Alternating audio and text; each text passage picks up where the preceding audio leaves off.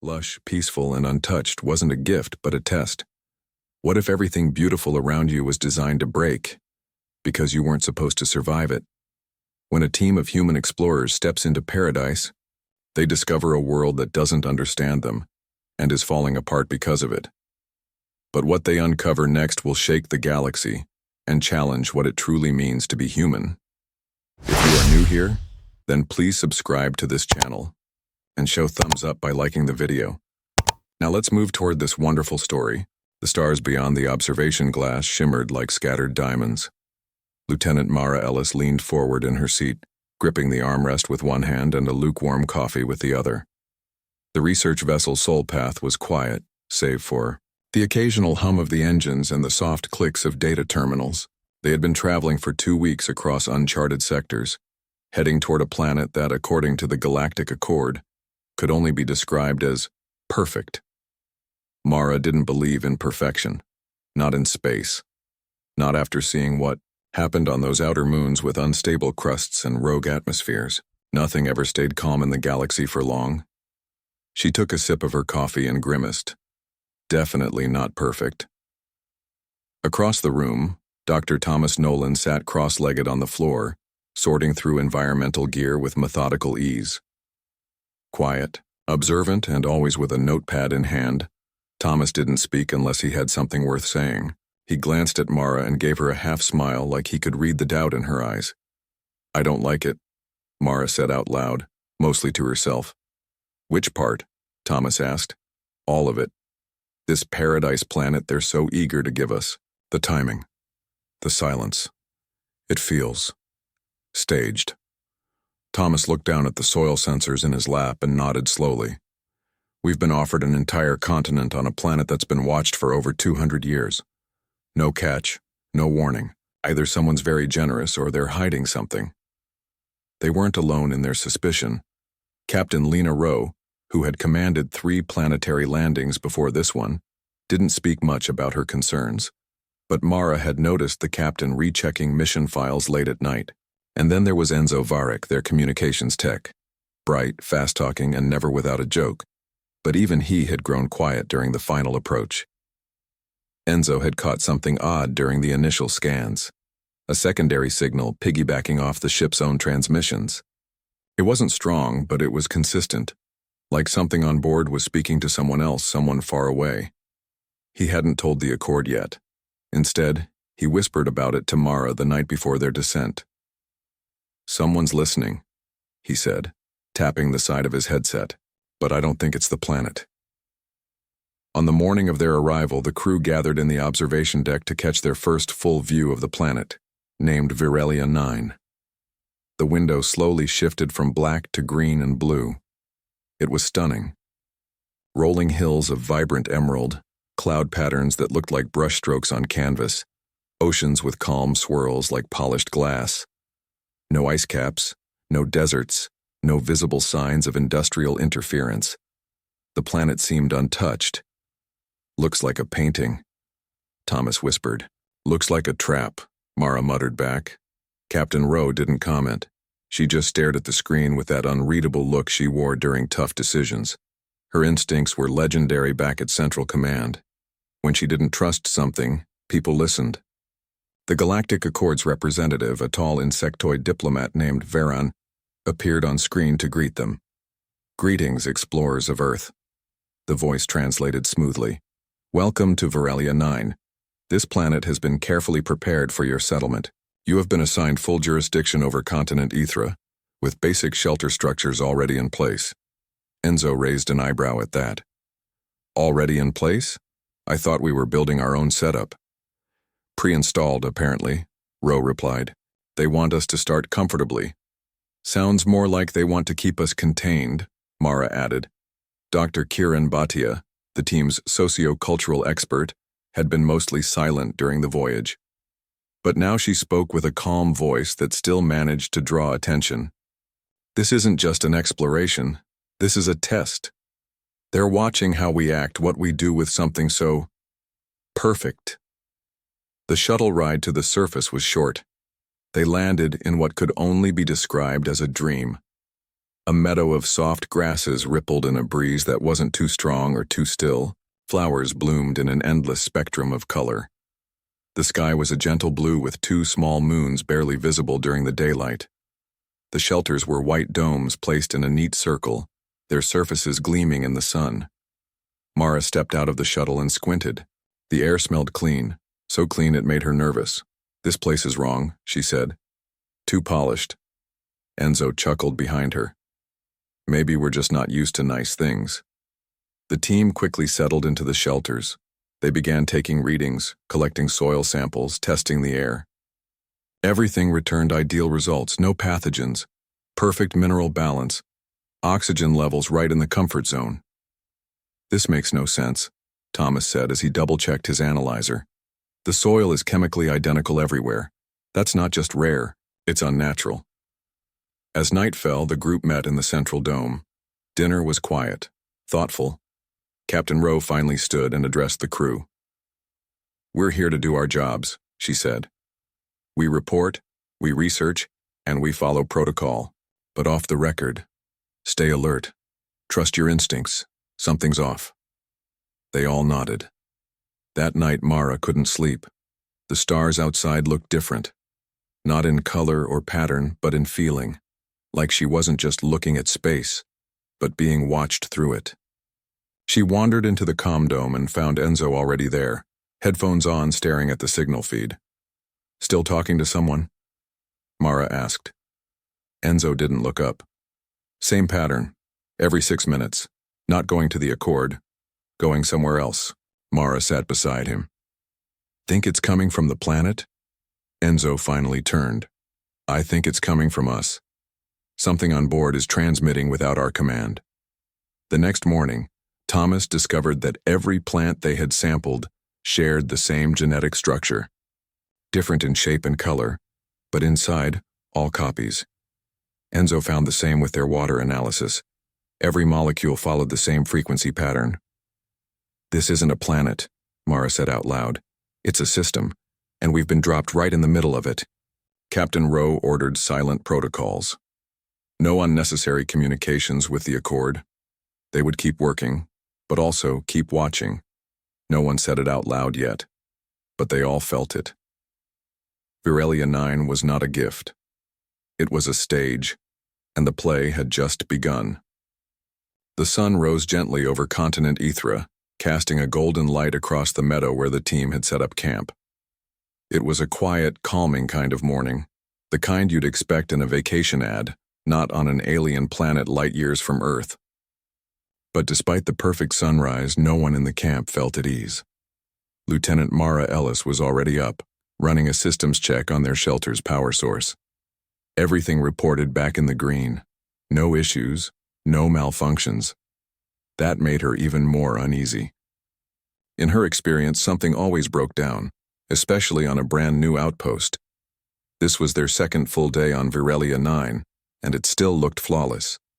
That was the problem. Nearby, Dr. Thomas Nolan bent over a patch of soil, carefully collecting samples with a metal scoop. He looked up at Mara with a troubled expression.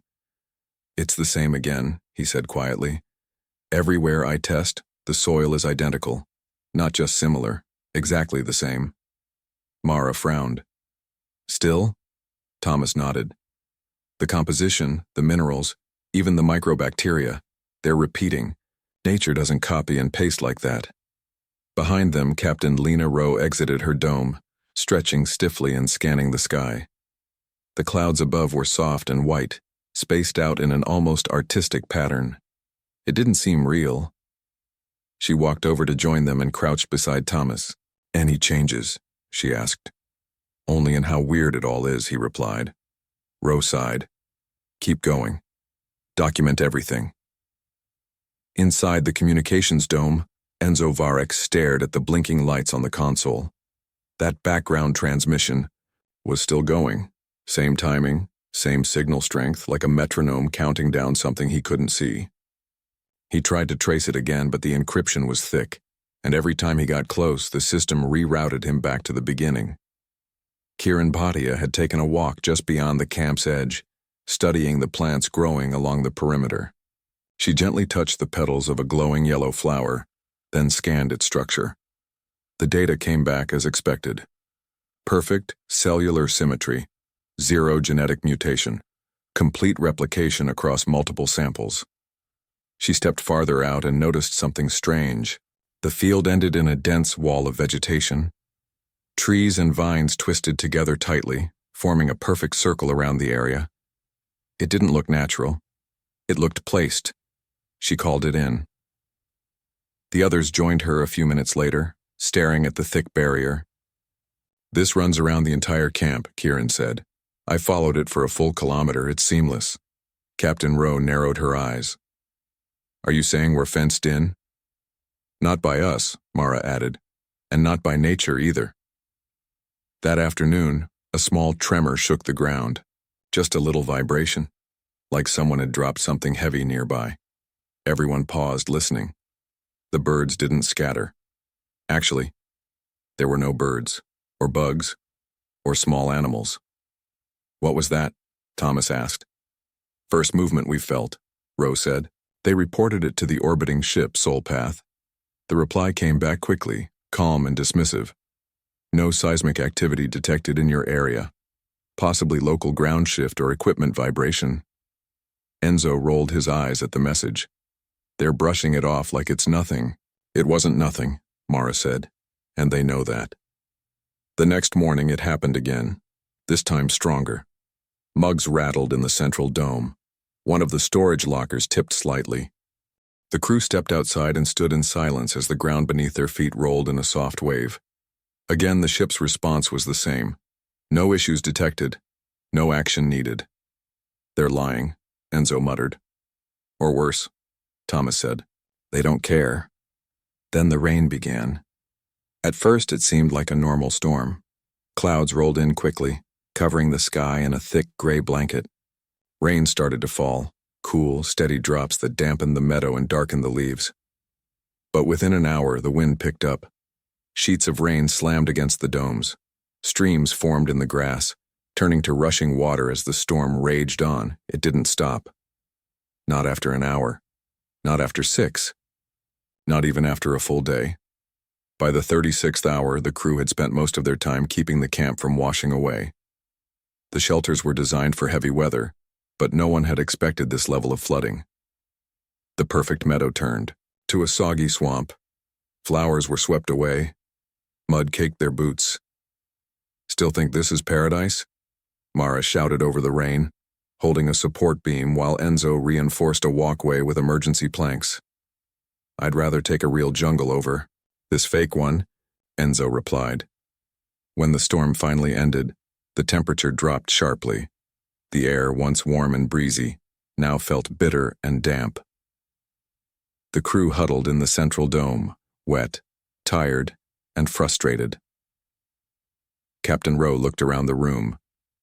"We're not just being ignored, we're being watched." Thomas wiped water from his glasses. "Something's wrong with the planet's systems.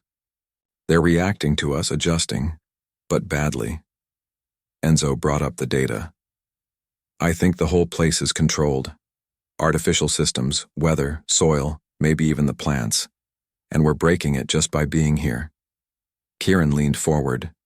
"You're saying the planet's trying to adapt to us, but we don't fit." "Exactly," Thomas said. "It was designed for species that thrive in balance, stability. But humans are different. We come from chaos," Mara added. "Earth is full of extremes. Maybe that's too much for this place. They fell. Hilant." No one wanted to say it out loud, but the thought hung in the air. Maybe this paradise wasn't built for humans at all. The next day, the air was clear again. The sun returned, birdsong absent as ever. The flowers that had been torn up were already regrowing. Identical colors. Identical positions. Too identical. Thomas ran new tests. The plants were regrowing from embedded seed systems, not natural dispersion. Controlled regrowth. The planet was trying to restore its image of perfection. Like it's performing, he said. Or hiding something. That night, Enzo finally cracked part of the signal. It wasn't just data. It was a journal log. An old one, a voice from a different team, different species. The words were faded, but the message was clear. We were welcomed. We were promised peace. But the planet isn't paradise, it's a mirror. And mirrors crack. Mara shut down the feed. Her face was pale. This place is a test. Captain Rowe stood. Then we better make sure we pass. But as they prepared, for another day the ground trembled again, this time longer, and from beyond the wall of vines something growled. The next morning started with silence, but not the peaceful kind. It was the sort of silence that makes your skin crawl. No wind, no birds, still none. No buzzing insects, no rustling leaves. Just stillness. Lieutenant Mara Ellis stepped outside and immediately felt it in the air, a heaviness that hadn't been there before. It was like the planet itself was holding its breath. The others were already awake. Captain Lena Rose stood on the ridge near their perimeter, staring out toward the tree wall that surrounded them. The vegetation hadn't moved in days. Not a single branch had bent. The same flowers bloomed in the same places. It was as if time had stopped for everything but them. Dr. Thomas Nolan was at his station, reviewing atmospheric scans. He rubbed his eyes and sighed. The pressure levels are fluctuating wildly. One moment they're perfect. The next they're low enough to cause altitude sickness. But it shifts back before we can even adjust. Still think this place is paradise? Mara asked, not looking up from her gear. It's a machine, Thomas said quietly. One that's breaking down. Enzo Varek, always the one to crack a joke, wasn't smiling anymore. He sat by the communication console with his arms crossed, staring at the monitor. They've stopped responding, he said. It's been 6 hours. No reply from Soulpath, no messages. Just static. Kiran Bhatia entered the dome, dripping with sweat, despite the sudden cold outside. I was checking the perimeter again. The barrier, it's growing taller. The vines are thicker now, almost like walls. Are you sure? Rowe asked. I measured them yesterday. They've gained nearly 1 meter in height. That's not natural. Thomas turned from his station. That means one of two things. Either the planet is reacting to us or something else is controlling the environment and it's changing the settings. Kieran's voice was steady. It feels like we're being locked in. Later that afternoon, the weather changed again. Without warning, a dry heat rolled in, sharp and choking. The wind picked up suddenly, blowing dust and pollen into the camp. Their sensors couldn't keep up with the swings. One moment, it was too hot to think. The next, it dropped so quickly that frost started to form on the outer domes. Their emergency systems kicked in automatically, trying to regulate the temperature inside. But outside, the planet spun through moods like a broken thermostat. They gathered in the central dome, huddled around the one stable table. Captain Rowe had called the meeting after Enzo managed to decode another fragment from the hidden signal. It was a partial message, but enough to raise the stakes. The log came from another team, long gone. The voice in the recording was panicked. We were told this planet adapts to its residents, that it provides comfort, but it doesn't understand us. It reacts to our presence, but the reactions grow violent. It thinks it's helping, but it's hurting. We tried to signal for extraction. They ignored us. We are not alone here. Thomas turned off the recording and looked around the room. We're watching a controlled system spiral out of control. We don't know who built it or how it works, but we've pushed it beyond its limits. Mara leaned forward, arms resting on the table. Or maybe this is what they wanted to see. What we do when paradise stops being perfect. Rowe nodded slowly. It's time we face the truth. This isn't an experiment in comfort. It's an experiment in control. And we're the test subjects. That evening, as the sun dipped below the horizon, they saw the first real sign of failure. The sky lit up with a strange glow. Not lightning, not auroras. It was a pulsing wave of color, shifting from green to blue to violet, dancing unnaturally across the sky. It wasn't beautiful, it was terrifying. It's a signal flare, Enzo whispered. A warning. What's it warning us about? Thomas asked. Nobody answered. The next day, their camp was hit with another storm. This time, sand and ash. It blew in with no warning, blanketing the meadow in gray. Their air filters strained to keep up. The central dome's roof buckled slightly under the pressure, and one of the storage units collapsed completely. They were forced to retreat into the sleeping domes, hoping the storm would pass quickly. It didn't. For hours, the wind screamed. Small quakes rumbled underneath them every few minutes like distant footsteps. Kieran held onto the table, eyes closed, whispering something under her breath. Mara sat beside her, watching cracks form in the dome's inner walls. Thomas and Ro were at the control panel trying to stabilize internal systems. Enzo was typing furiously, running every command he could think of to re-establish contact with Soulpath. "Come on," he muttered. "Give me something." Then finally the console beeped. A message came through. It was short. Cold. Request for extraction denied. Conditions acceptable. Continue mission. Observation ongoing. Enzo slammed, his hands on the desk. They know. They know it's breaking down and they don't care. "It was never about us," Rose said quietly. "We're not guests. We're data." The team sat in silence, listening to the storm beat against the walls like an angry tide. Later that night, the storm stopped as suddenly as it had started. The silence returned, but it felt heavier now, like something waiting just out of sight. Mara and Thomas went out to check the damage. The meadow was gone. In its place was a dry, cracked plain. Nothing green remained, yet the barrier wall still stood, thicker than ever. They walked to its edge and touched the vines. The plants were warm, pulsing, alive. "What is this place?" Mara whispered. Thomas stared at the horizon. Not a paradise. A cage. That night, they made a plan. Not to escape. The vines were too thick and the ship wouldn't respond, but to find the source of the system. Somewhere, deep within the planet, there had to be a control node, a central core, something that managed the simulation. If they could reach it, maybe they could shut it down, or at least understand it. They gathered supplies, food, sensors, emergency gear. Enzo built a portable signal booster to try and break through the planet's interference. Kieran mapped out a path toward a hill where atmospheric patterns seemed to shift the most. It was a long shot, but it was all they had. Before they left, Captain Rowe looked at her team. Dirty, tired, shaken, but still standing. "We didn't come here to break paradise," she said. "We came here to prove we belong. Let's finish what they started." And with that, they stepped beyond the dome, into the broken world they had been sent to understand. The path beyond the barrier wasn't a path at all, it was chaos. Thick roots twisted across the ground like frozen waves, while strange plants grew in unnatural patterns. The air buzzed with static, the sky still pulsing softly with unnatural light.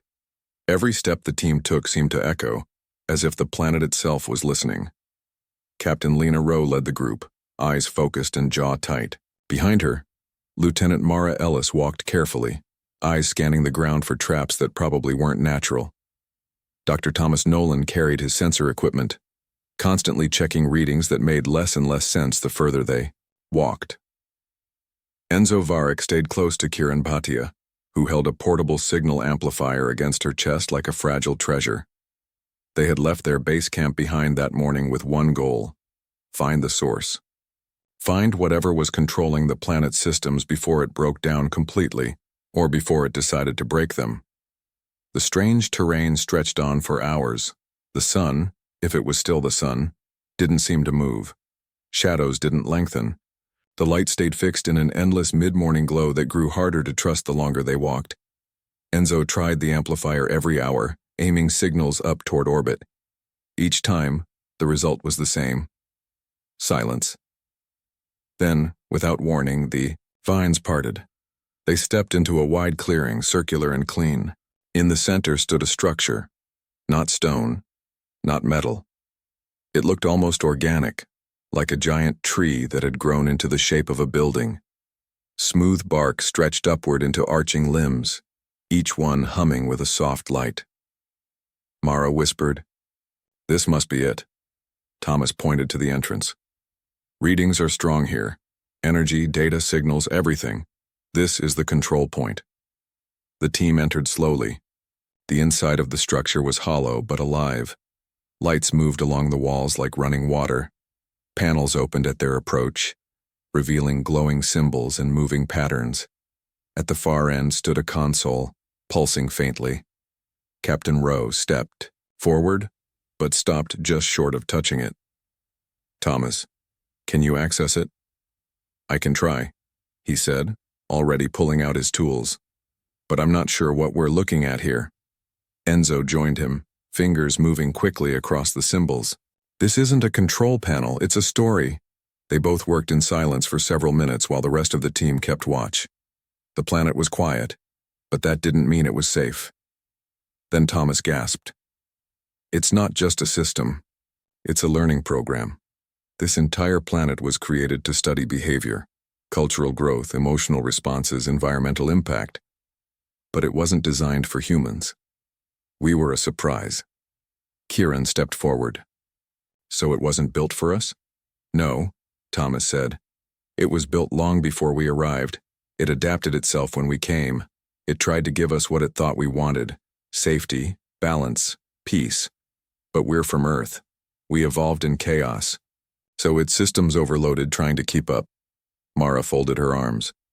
"That explains the tremors, the storms, the repeating plants.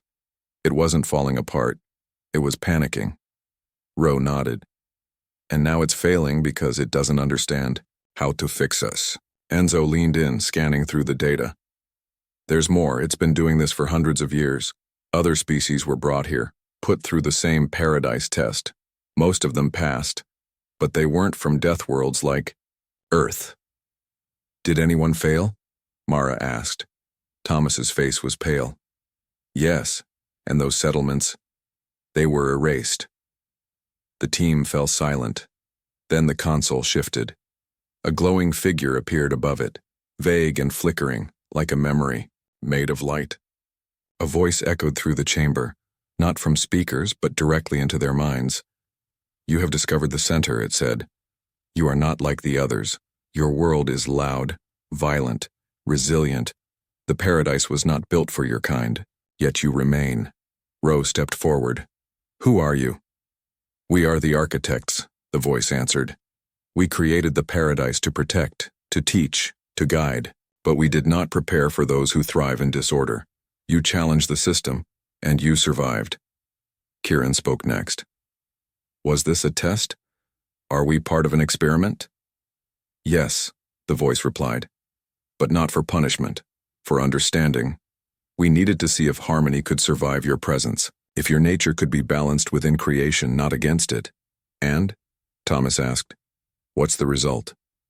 "You are flawed," the voice said, "but you are learning. You ask questions. You seek truth. That is enough." The structure dimmed and the voice faded. A panel opened beside the console, revealing a new device, small, round, pulsing softly. Enzo picked it up. "What's this?" "A key," Thomas guessed. "To what, I'm not sure." The moment they left the structure, the changes began. The storm clouds lifted. The temperature steadied. The vines along the perimeter began to pull back, retreating, toward the forest edge. The fake sky softened into a more natural blue. Everything seemed calmer. Back at camp, the systems that had been failing came back online. Their transmissions to Soul Path went through instantly. This time the reply was different. A new voice, calm, curious, welcomed them back and requested a full report. Rose sat down to record it, but before she could start, Mara placed the small device from the control structure on the table. "Whatever we say," she said, "they're going to want this." "Then they can wait," Rowe replied. The team worked together through the night, building a complete record of their experience, not just the facts, but the feelings. The confusion, the fear, the doubt, and the strength it took to face a perfect lie and still search for the truth. A week later, They were offered a choice: return to Earth or remain and help rebuild Virelia 9, not as a paradise, but as a home, shaped by truth, not illusion. The team voted together. They stayed. Because paradise isn't about control. It's not a place without storms or danger. It's the choice to grow, even when the system breaks. And humanity, for all its flaws, had chosen to grow even on a planet that tried to be perfect.